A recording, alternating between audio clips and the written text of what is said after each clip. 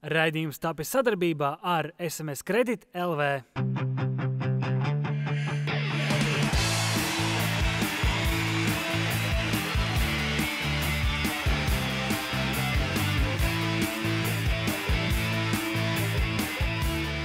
Jūsu uzmanībai Vanilapa virslīga 5. raidījums. Mani sauc Laura, un šodien mēs stāstīsim par kādu ļoti īpašu futbola klubu, kurš spēj sapulcināt uz savām spēlēm visvairāk skatītāju, un tas ir futbola klubs Jelgava. Bet tas nav vienīgais, par ko šodien stāstīsim. Trešā daļa no sezonas ir aiz muguras. Ko par to domā futbola eksperts? Futbola klubs Jelgava ir komanda, kas cīnās līdz galam. Un brīvās stila sacensībās paziņosim pirmās kārtas uzvarētāju, kā arī izlozēsim nākamo kārtu.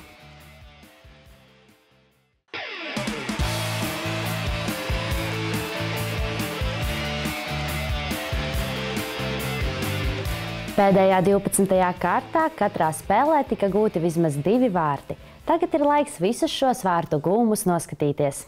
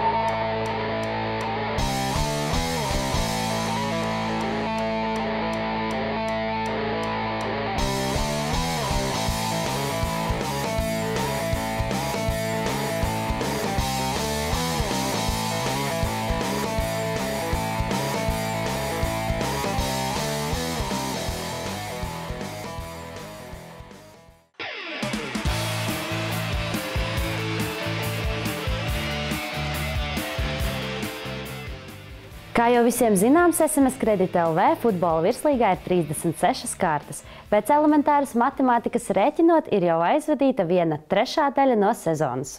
Līdz ar to mums ir labs materiāls, ko analizēt. Tāpēc mūsu raidījumā jauna sadaļa – eksperta viedoklis. Šoreiz eksperta lomā futbola komentētājs un sporta avīzes žurnālists Ilvars Kosciņkevičs.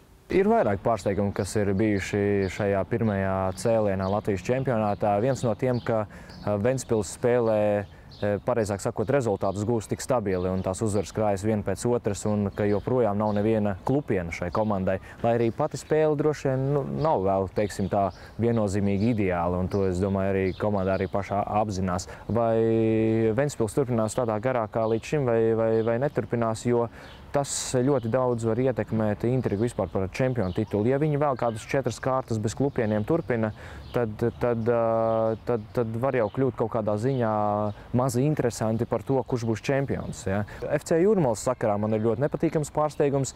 Es apbrīnoju komandas, kas pirms sezonas brauc uz ārzemēm trenēties, uz treniņu nometnēm.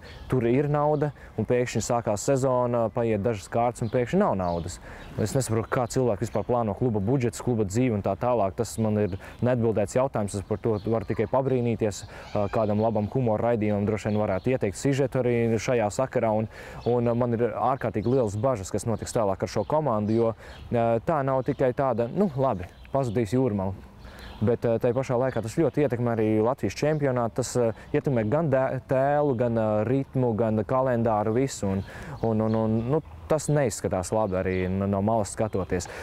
Pozitīvā ziņā pārsteidz futbola klubs Liepāja, jo tās daudzās pārmaiņas, kas notika, bija liela neziņa, un šobrīd komanda ne tikai ir saglabājusi tādu solīdu tēlu Liepājas futbola sakarā, bet arī solīdu spēli un solīdus rezultātus, un ir tabulas augšgalā spēlē gan spēles kvalitātes ziņā, iespējams, var teikt, pat labāk nekā tika gaidīts, gan arī rezultātu ziņā labāk.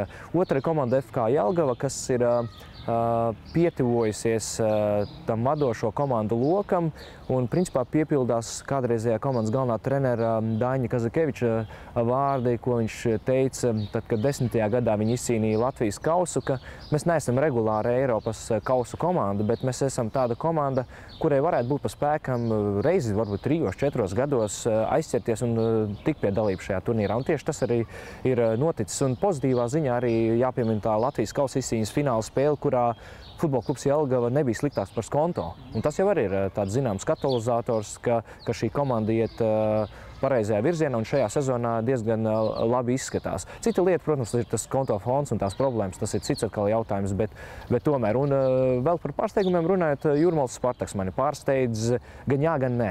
Pārsteidz tādā ziņā, ka komandai ir tik maz punktu. Ja skatāmies uz sastāvu, kas ir solīts Latvijas čempionāta mērogā un kontekstā, nepārsteidz tāpēc, ka komandas jau nebūvē dažos mēnešos un tā tālāk. Ja tā būtu, tad droši vien futbola karte bieži vien izskatītos citādāka, bet reāli tas ir ilgāks process, un tas arī pierādās šis otrais variants Spartaks sakarā, ka sastāvs labs, bet nav saspēlēts, nav komandas ķīmija izveidojusies, un līdz ar to rezultāti ir krietni švakāk nekā uz papīra tiem vajadzētu būt. Man ļoti patīk Māris Verpakovs, kā viņš spēlē. Bet, ja nopietni, skaidrs, ka ir vairāk spēlētāji tajā pašā Liepājas komandā, tas, protams, ir Jānis Ikaunieks, kas ne tikai ir savu rezultatīvo spēli, ka viņš ir guvis daudz vārtus, tas ir viens, tas ir ļoti būtiski, bet arī tas, ka viņam ir tā oža, ka viņš ir tajās vietās, tajos brīžos, kur tie vārtu gūšanas momenti rodas, jo viņš nav tomēr izteikts smēles uzbrucējs. Pozitīvi iekritis acīs ir Vladislavs Gutkovskis no Skonto komandas, bet, protams, viņam vēl ir, tāpat kā Jānim, ir ļoti daudz vēl jāaug un jādarbojās, bet katrā ziņā man patīk tā attieksme, tā atdeve, tā enerģija, ar kādu viņš spēlē un arī kvalitāti, jo viņš arī viens no labākajiem vārtu guvējiem šobrīd Latvijas čempionātā. Nu, šobrīd, principā, uz divām komandām droši vien es skatītos uz FC Jūrmalu un skatītos uz Metas komandu. Kas attiecās uz Jūrmalu, tad ļoti neskaidra tā situācija ir ar finansēm un kā veidosies sastāvs, vai viņi drīkstēs pieteikt spēlētājus, ņemot vērā, ka parādi iekrājušies un tā tālāk. Un kandidāts 2 ir Meta, kam pagaidām spēle īsti neiet no rokas, un es pat teiktu, ka tas materiāls, kas komandā ir, nu, nav daudz varbūt šobrīd īsti argumentu, lai viņi būtu kaut kur stipri augstāk par tām pēdējām vietām, kas tur tabulā arī ir.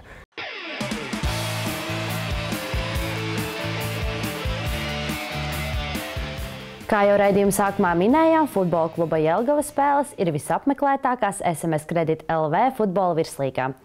Tas ir izskaidrojams gan ar lokālu patriotismu, gan arī ar komandas sniegumu.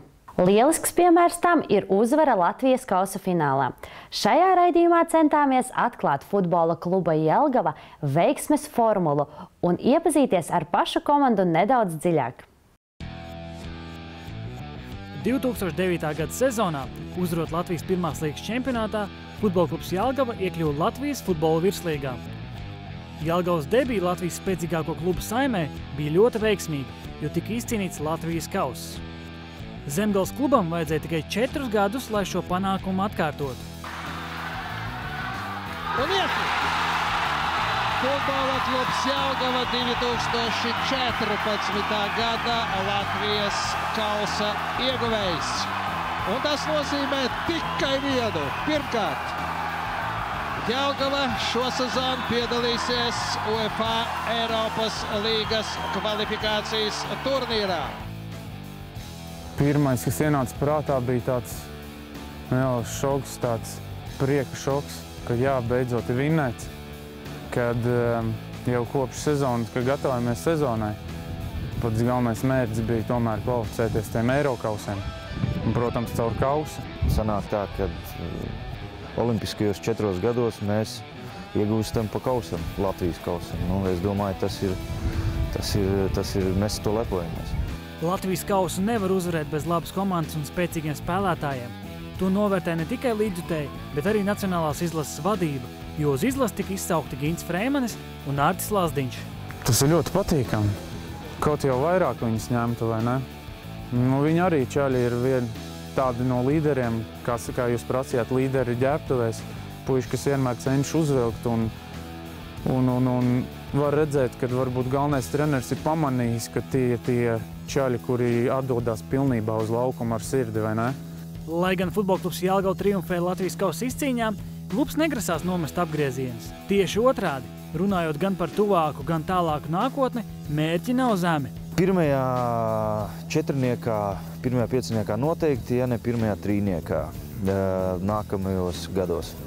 Tas ir mērķis šo sezonu arī? Jā. Ceram, jā. Mēs puiši visi komandā saprotam un runājam par to un tiecamies un gribam tikt 3. šogad. Un, protams, sekmīgi nostartēt Eirokausos. Skatīsimies, kāda izloze būs, protams. Cerams, ka nekāds tur sarežģītais grāns mums tur netiks, it kā arī nevarētu tikt. Kāpjot arvien augstāk, parādās vairāk šķēršļi. Viens no tiem, kas tuvākajā laikā ir jāpārvar, saistās ar kluba treneru korpusu. Visticamāk būs jauns treneris, jo Beškarevs par daudz emocionāli viņš tiešām jūt komandai līdzi, viņš par katru punktu viņš to uztver personīgi un, ir lielajā futbolā ir grūti, un vai tas ir vajadzīgs visu ņemt personīgi. Mēs ar puišiem runājām, ka mums it kā nevajadzētu uz to pievērst stipri uzmanību, jo tā ir dzīve, treneri nāk, aiziet, un tas nav nekas jauns, un tam nevajadzētu mūs kaut kā sarūktināt vai tā kā pārsteigt, tikai jābūt gatavam tādām situācijām. Varbūt tā nebūs vienīgā reize, tā noteikti nebūs vienīgā reize. Un tā nav mana vienīgā reize karjerā, kad man ir mainījušies treneri. Mums ir spilvens aizmugurē, mums ir plāns B un plāns C. Un jebkurā gadījumā Beškarevam cepuru nost, ko viņš izdarīja. Pats es nācu ziemā, pats es redzēju, kā viņi šeit sniegā -20 grādos skrēja krosu, darīja fiziskos. Beškarevs bija malā, rēķināja laiku.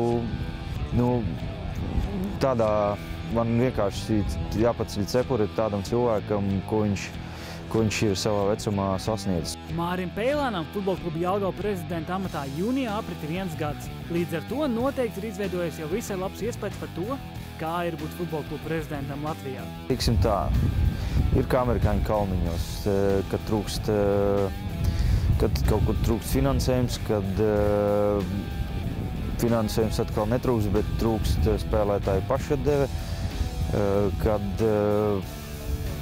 kad atkal jārisina, teiksim, treneru lietas un tad vēl arī tomēr jāpārskata, kas notiek ar bērnu futbolu, ar visu to piramīdu. Es teiktu, ja jūs man uzdot šo jautājumu pēc gadiem, ja man būs tas gods un turpināt vēl gadus 10, tad es teiktu, pēc 10 gadiem, protams, būs citas lietas, bet tagad ir karsti. Futbola kluba Jelgava vārdsargs Kaspars Ikstens uzskata, ka futbolists sniegums uzlabojas, ja tribīnēs ir laba atmosfēra. Protams, ir patīkami spēlēt labāk, kad ir pilnas tribīnes. Nu, vismaz puspilnas, nekā, kad tās ir tukšas. Kad tu kliedz un tava balss atskan no tribīnēm atpakaļ, neviena nav, ja? Tas dod papildus emocijas. Jebkuram. Visi tie bļāvieni, emocijas, fani, kad dzied, tas viss uzmundrina un kaut kādā ziņā varbūt dažreiz pat palīdz tev izdarīt kaut ko tādu, ko tu treniņos pat nevar izdarīt, vai ne? Tas tā, ka tu tomēr dod tev tādu emocionālu grūdienu, kas tev arī palīdz tā kā no meistarības ziņas kaut ko palīdzēt, vai ne? Būs pilnas tribīnes, būs skaists futbols, celsim Latvijas līmeni līdz ar to. Tas mūsu Latvijai noteikti pietrūkst. Uz jautājumu par to, kas ir futbola klubs Jelgava, ilgi atbild nenācās gaidīt. Jelgavnieki apzinās, kas viņi ir, un ar šo pārliecību viņi iet uz saviem mērķiem. Lielākie cīnītāji Latvijas virslīgā, kuri cenšas nepiekāpties nevienā divcīņā. Par pašadevi, es domāju, tur pat nav ko runāt. Čaļi visi noskaņoti vienmēr uz 100% un nekad negrib piekāpties. Tas noteikti ir viens no plusiem. Mēs jūtamies kā viena stipra Zemgales komanda, kura var cīnīties arī ar kurzemniekiem un drīdziniekiem un latgaliešiem. No malas arī var redzēt, daudz spēles ir tādas, kad varbūt mums ļoti labi neiet, bet pateicoties cīņas param pašadevēju, mēs kaut kur iesitam un gūstam tos punktus. Šeit Jelgavā futbolu mīl un futbolu nāk skatīties. Un mūsu sportisti rāda labus rezultātus. Ja? Nu, un viņi, es esmu dzirdējis no mūsu sportistiem, ka viņiem tiešām šeit patīk būt futbola klubā Jelgava kā spēlētājiem.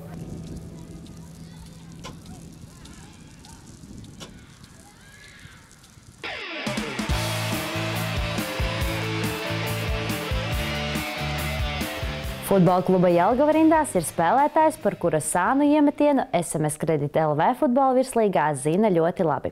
Viņu sauc Mārcis Ošs, un par savu talantu viņš pastāstīja mums nedaudz sīkāk. Mārcis Ošs ir 22 gadus vecs futbolists no Limbažiem. Viņa augums ir 1,91 cm, bet svars 93 kg.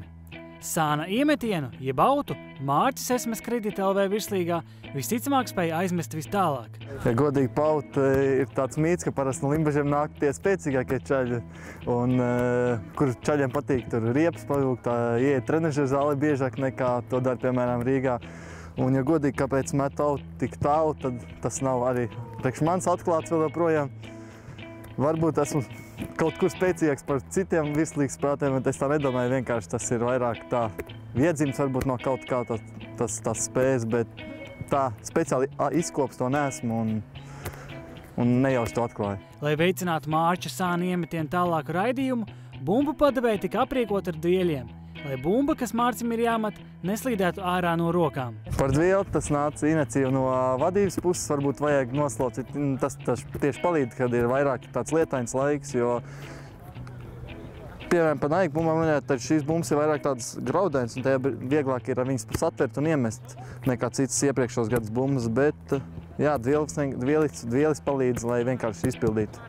Neizslīdēt bumbu. Mārča Oša sāna iemetiens jau ir kā viņa personīgā firmas zīme, jo viņa metiens soda laukumā var lidot ar dažādām trajektorijām, taču vienmēr labā ātrumā, kas te vai katrā reizē izraisa nopietnu spriedzi pretinieku aizsargiem.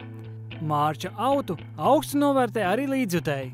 Jelgavā, protams, ka es parasti nāku, tad vienmēr skatītājs sāk uzmundrināt mani. Braujot citreiz Mārcim, man tas iedod papildus stimulu, jo palīdzēs aizmest tālāk iespējams. Parasti, ko es daru, es sagaidu savus partnerus sodlaukumā, paskatos, kur viņi atrodas un koncentrējos vairāk uz to, lai sanāk man tie ieskrējiens. Tā parasti virslīgā ir daudzās vietās tās manīgas, jāmēģina tikt pāri, saskatīt soļus, bet tā principā vienkārši 1, 2, 3 un izdara metienu. Par ko pēdējā laikā tiesnešs baigi aizrāda, nepacēla kāju, varbūt viņi satraudas, ka es kaut ko aizliegt daru, atklājis esmu, bet nē, tas ir parasti, kā jebkurš metiens ieskrienos, izdara 3 soļus un vairāk izdara to metienu tieši.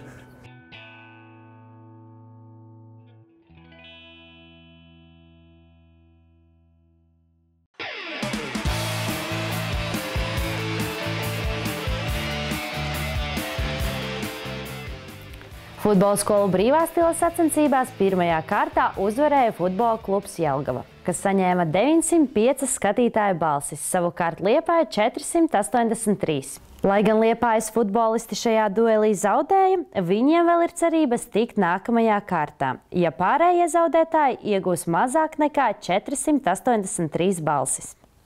Bet tagad skatāmies futbola skolu brīvā stila sacensību otro kārtu. Šajā kārtā tikās Daugavpils Daugava un futbola skolas Meta komandas. Labdien! Mani sauc Rojas Grauze. Es pārstāvu FC Daugavu. Balsojiet par mums, mēs esam labākie!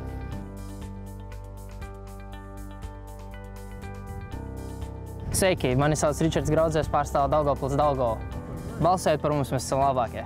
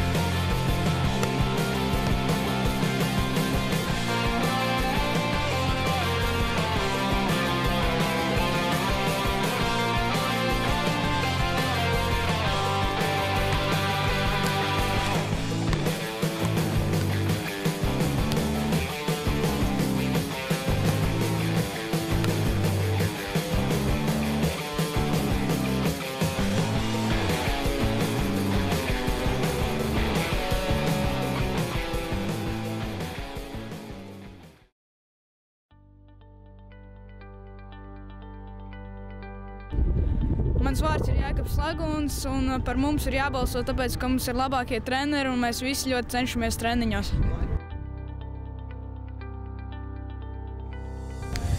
Mans vārds ir Raimonds Krols, un es gribu, lai visi balsotu par mums, jo mēs esam draudzīgi.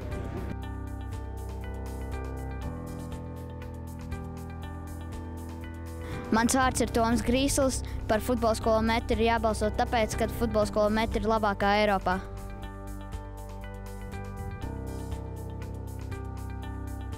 Mani sauc Ilja Korotkovs, balsojot par FS Metu, jo mēs cīnāmies līdz galam.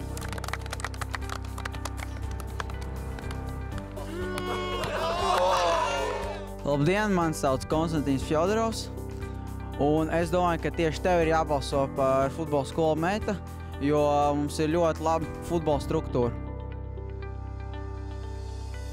Mani sauc Matīs Šaraks. Es domāju, ka jābalso par futbola skolu Meta, tāpēc, ka mēs cenšamies katrā treniņā.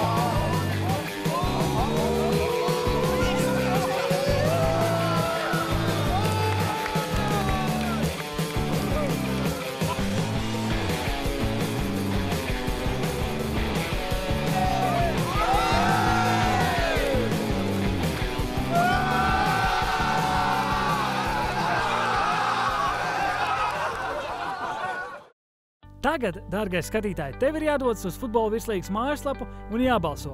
Balsot varēs 10 dienas, un visvairāk balsu iegūsī komanda tiks nākamajā kārtā. Bet tagad laiks ir nākamās kārtas izlozē.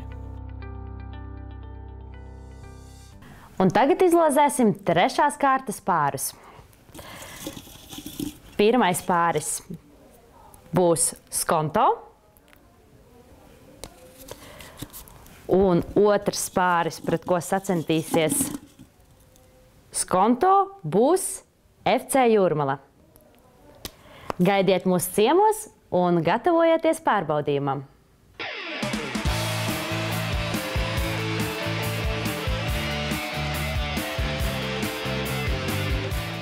Paldies, ka skatījāties mūsu 5. raidījumu un tiekamies jau pavisam drīz!